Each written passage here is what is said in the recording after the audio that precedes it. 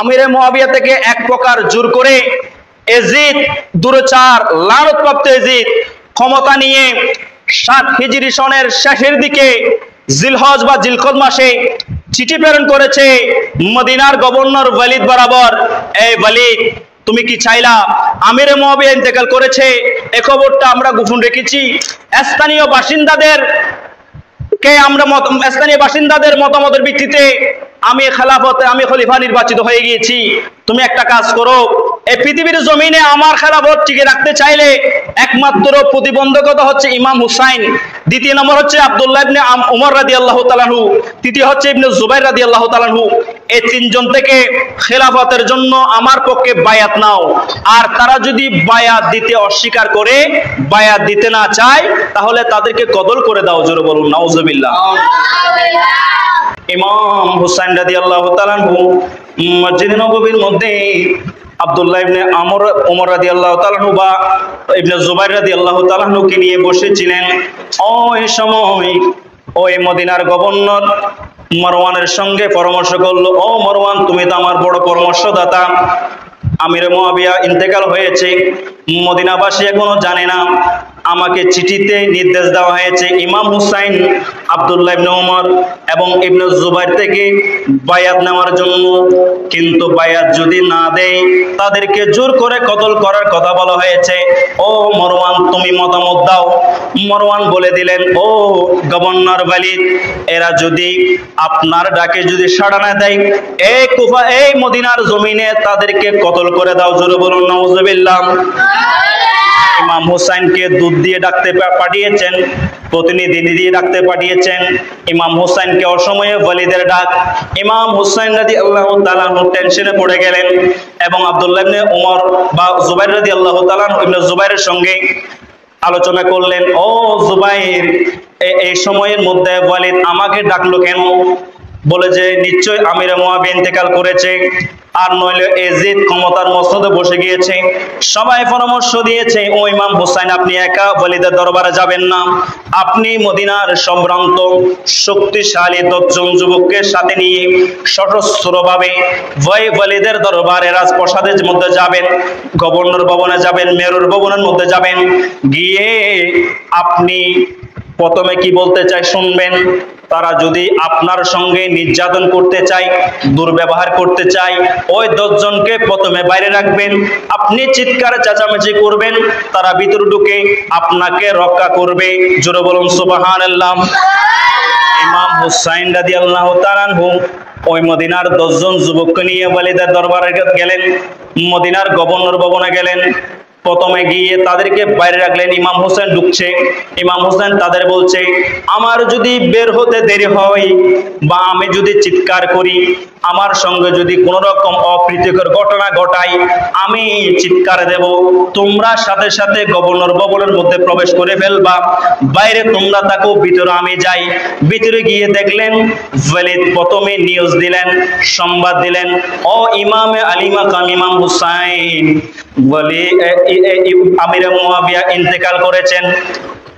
হযরত হুসাইন রাদিয়াল্লাহু তাআলা ইন্না লিল্লাহ পড়লেন। বলে যে এখন আরেকটা বার্তা হচ্ছে, এজিদের পক্ষ থেকে আপনার প্রতি নির্দেশ হচ্ছে আপনি এজিদের হাতে বায়াত নেবেন। ইমাম হোসেন বলে, এভাবে তো গোপনে বায়াত হয় না, আমি মদিনার বাসিন্দাদের সঙ্গে পরামর্শ করে আমাকে একটু সুযোগ দাও, আমি একটু আলোচনা করে আমি আপনাকে জানাবো। এই বলে যখন ফিরে আসছে, ওই মারওয়ান বললেন, ও ওয়ালিদ, হুসাইনকে বের হতে দিবেন না, আপনি হুসাইনকে বের হওয়ার আগে আগে কতল করে ফেলেন। জোরে বলুন নাউজুবিল্লাহ। ইমাম হুসাইন ওয়ালিদের সঙ্গে তর্ক করে ওই মারওয়ানের সঙ্গে তর্ক করে বের হয়ে আসলেন।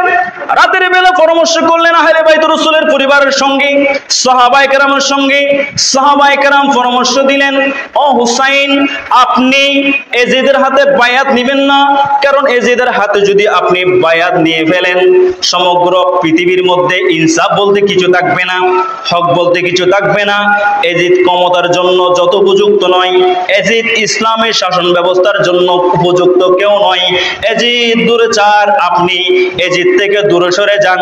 আরেকজনে পরামর্শ দিল, ও ইমাম হুসাইন, আপনি মক্কার জমিনে ফিরে যান।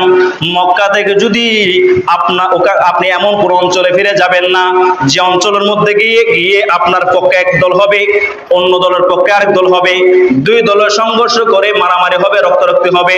ও ইমাম হুসাইন, এমন গোত্রতে যাবেন না, মক্কায় যান। মক্কার মধ্যে যদি আপনি বিশৃঙ্খলা দেখেন, আপনি কোন মরুভূমির মধ্যে চলে যাবেন, আত্মগোপন করে থাকবেন।